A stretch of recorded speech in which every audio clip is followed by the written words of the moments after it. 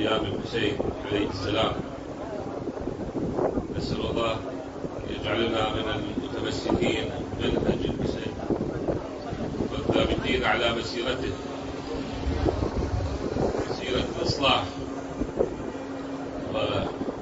ومواجهة الظلم والفساد. هذه الأيام التي يحيي فيها العالم الإسلامي هذه الذكرى الأليمة، وهي مناسبة لنا جميعا أن نتأسى بالحسين عليه السلام وثورته العظيمة. في البدء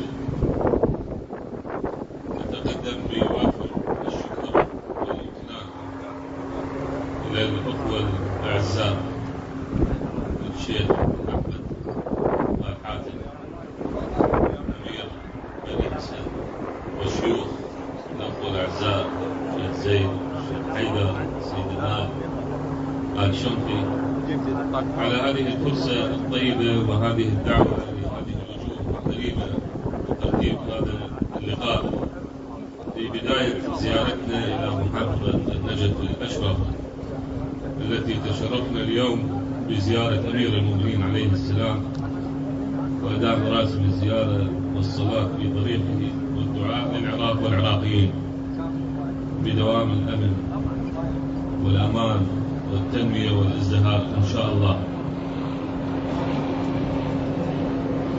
هذه الزيارة ضمن سلسلة زيارات إلى كل المحافظات، وهي الثانية إلى محافظة النجف الأشرف.